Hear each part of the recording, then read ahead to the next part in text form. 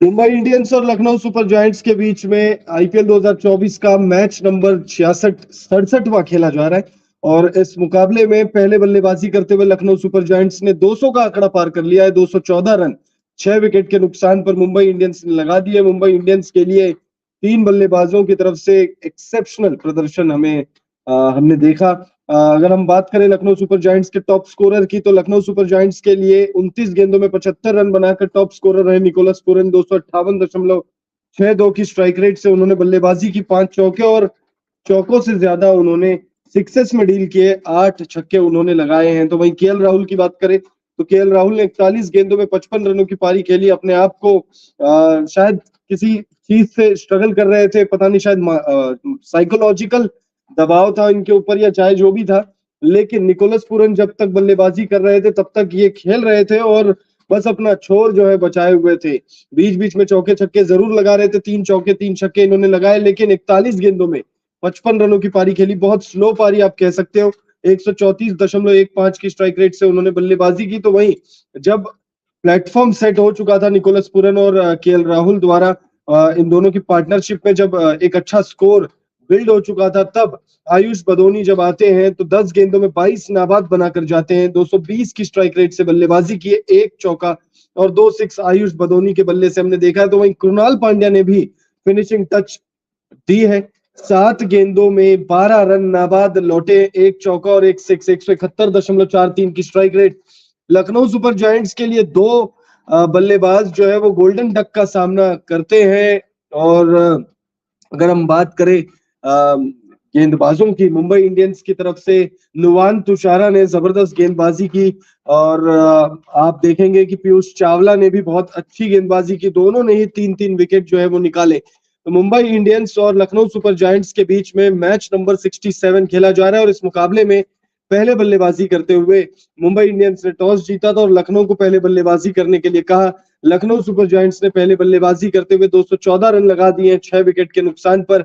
20 over का उनका जो कोटा रहता है, उस कोटे में 214 रन लगा दिए हैं 6 विकेट के नुकसान पर। मार्कस स्टोइनिस की बात करें तो मार्कस स्टोइनिस ने 22 गेंदों की पारी खेली है, जिसमें उन्होंने लगाए 28 रन 127 की स्ट्राइक रेट से और 5 चौके उन्होंने लगाए हैं। दीपक हुड्डा की बात करें तो भाई दीपक हुड्डा और अरशद खान, ये दो बल्लेबाज ऐसे रहे लखनऊ सुपर जायंट्स के लिए जो बहुत ज्यादा निराश उन्होंने किया है।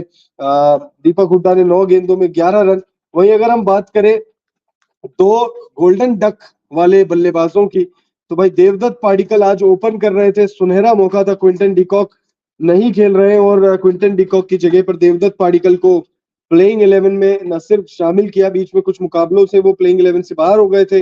देवदत्त पाडिक्कल आज ओपनिंग कर रहे थे और ओपनिंग करते हुए पहली ही गेंद पर चलता हो गए, गोल्डन डक का सामना किया। और फिर उसके बाद जब निकोलस पूरन आउट हुए तो निकोलस पूरन के आउट होने के बाद अरशद खान अगली ही गेंद पर आउट हो गए, यानी अरशद खान भी गोल्डन डक का सामना उन्होंने किया। पिछले मैच में केएल राहुल की टीम यानी लखनऊ सुपर जायंट्स के लिए मैच बनाने का काम किया था अरशद खान ने।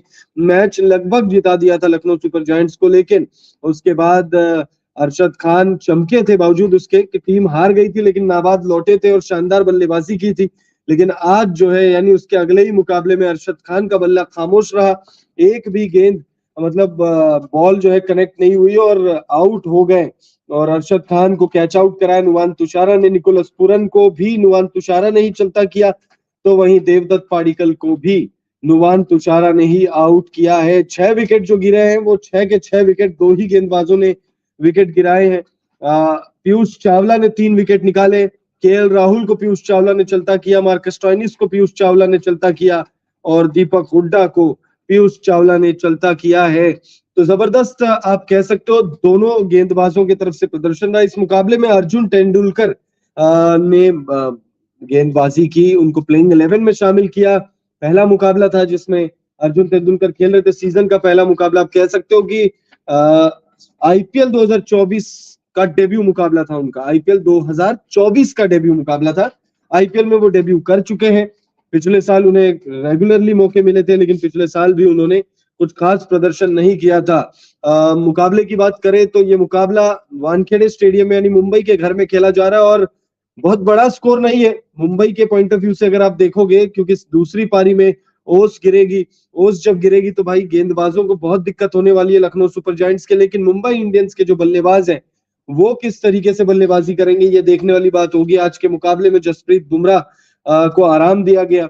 जसप्रीत बुमराह आज के मुकाबले में नहीं खेल रहे थे। जसप्रीत बुमराह को T20 वर्ल्ड कप के मद्देनजर आराम दिया गया है। और मुंबई इंडियंस वैसे भी इस मुकाबले में कुछ था नहीं मुंबई इंडियंस के लिए। ऐसा भी नहीं था कि मुंबई इंडियंस अगर इस मुकाबले को जीतेगी तो कोई बहुत बड़ी बात हो जाएगी। तो मुंबई इंडियंस के लिए इस मुकाबले में वैसे भी कुछ नहीं था।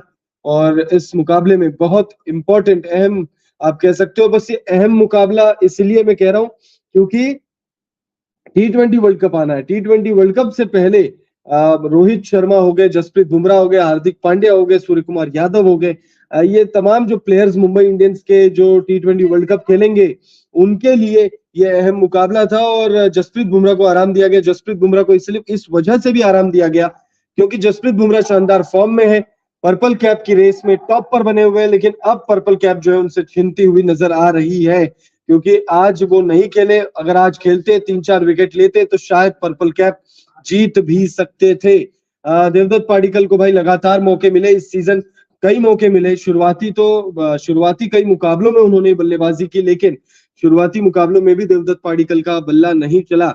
लेकिन बल्ला आज चला भाई केएल राहुल का। केएल राहुल ने बहुत अच्छी बल्लेबाजी की, 41 गेंदों में 55 रनों की पारी खेली, 134.15 की स्ट्राइक रेट से बल्लेबाजी की, 3 चौके और 3 छक्के उन्होंने लगाए। वीडियो को लाइक कर दीजिए अगर आप लोगों ने वीडियो को लाइक नहीं किया है तो। और अगर चैनल को सब्सक्राइब नहीं किया तो चैनल को सब्सक्राइब कर ले। अगर ये वीडियो फेसबुक पेज पर देख रहे हैं तो फेसबुक पेज को भी फॉलो करें। निकोलस पूरन 29 गेंदों में 75 रनों की पारी, 258.62 की स्ट्राइक रेट, 5 चौके और 8 गगनचुंबी छक्के उन्होंने लगाए। मुंबई इंडियंस को इस मुकाबले को जीतने के लिए 215 रनों की दरकार है। 215 रन कोई बहुत बड़ी बात नहीं है। मुंबई के वानखेड़े स्टेडियम को अगर आप मद्देनजर रखते हुए देखें तो 215 रन कोई बहुत बड़ी बात नहीं है, कोई बहुत बड़ा टोटल नहीं है। लेकिन हाँ, 200 के ऊपर का कोई भी टोटल T20 गेम में बहुत बड़ा टोटल होता है। अब इस मुकाबले में किस तरीके की बल्लेबाजी होगी ये देखना बहुत ज्यादा दिलचस्प होगा क्योंकि मुंबई इंडियंस जाते जाते जरूर कुछ अच्छा करना चाहेगी। यादें आप कह सकते हो कि यादें। और सबसे बड़ी बात यह है कि भाई ऐसा कहा जा रहा है कि भाई रोहित शर्मा मुंबई इंडियंस की जर्सी में आखिरी मुकाबला खेलेंगे। अगले सीजन हो सकता है मुंबई इंडियंस का साथ छोड़ दे रोहित शर्मा क्योंकि मेगा ऑक्शन होने, और हो सकता है कि रोहित शर्मा अपने आप को रिलीज करवा ले मुंबई इंडियंस से। बहुत सारे रूमर्स हैं, बहुत सारी बातें हो रही है रोहित शर्मा को लेकर। तो भाई मुंबई इंडियंस के लिए तो बहुत ही इंपॉर्टेंट ये मैच है क्योंकि रोहित शर्मा, कैप्टन रोहित शर्मा, हालांकि आप कैप्टन नहीं है लेकिन मुंबई इंडियंस के लिए तो हमेशा रोहित शर्मा ही होंगे उनके सबसे बेहतरीन कप्तान, जिन्होंने न सिर्फ 5 IPL खिताब जीता है बल्कि चैंपियंस ट्रॉफी भी जिताई है। तो रोहित शर्मा की कप्तानी में मुंबई इंडियंस काफी ज्यादा सफल रही है। और इस सीजन की शुरुआत से पहले हार्दिक पांड्या को कप्तान बना दिया गया था। और इस सीजन जिस चीज की उम्मीद मुंबई इंडियंस को नहीं थी वही हुई है भाई। मुंबई इंडियंस ने सोचा कि भाई हार्दिक पांड्या ने गुजरात को इतनी सफलता दिलाई है तो हो सकता है मुंबई इंडियंस की जीत, जो ट्रॉफी का सूखा है उस सूखे को खत्म करेंगे। 2-3 साल हो चुके थे, 3-4 साल हो चुके थे मुंबई इंडियंस को ट्रॉफी जीते हुए। 21 में लास्ट ट्रॉफी जीता था, तो 20 में ट्रॉफी लास्ट जीता था। उसके बाद जो है मुंबई इंडियंस ट्रॉफी नहीं जीती। 13, 15, 17, 19, 20, हाँ 5 ट्रॉफी मुंबई इंडियंस ने जीते। 2013 में, 2015 में, 2017 में, 2019 में और 2020 में। यानी 19-20 में बैक टू बैक जीता। और उसके बाद 4, ये चौथा साल है जब मुंबई इंडियंस ने ट्रॉफी नहीं जीती है। और उम्मीद तो यही थी कि भाई हार्दिक पांड्या ने जो गुजरात को 2 सीजन में, यानी शुरुआती 2 सीजन में ही ना सिर्फ चैंपियन बनाया बल्कि बैक टू बैक फाइनल मुकाबले तक पहुंचाया दोनों सीजन, और पॉइंट्स टेबल में लीडर पर यानी शिखर पर रखते हुए चैंपियन बनाया।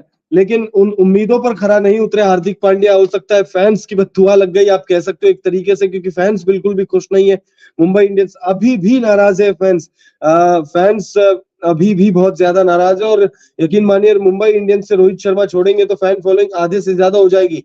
अगर सही तरीके से अगर मुंबई इंडियंस उन्हें निकालती तो बात अलग थी, लेकिन बहुत तरीका गलत था। या फिर पहले अगर क्लियर कर देते कि भाई ये एक सीजन है जो रोहित शर्मा आखिरी सीजन खेलेंगे, उसके बाद हार्दिक पांड्या को ग्रूम करके, हालांकि ग्रूमिंग की जरूरत नहीं है हार्दिक पांड्या को, लेकिन ग्रूम करके फिर उनके हाथों में बैटन जो है वो पास करेंगे ऐसा ही होता है भाई, एक सीनियर खिलाड़ी जब जाता है तो वो अपने पीछे एक जूनियर खिलाड़ी को तैयार करके जाता है, लेकिन मुंबई इंडियंस ने भाई रातों रात फैसला किया और अचानक से कप्तान जो है वो बदल दिया गया और ये फैसला मुंबई इंडियंस का किसी को रास नहीं आया।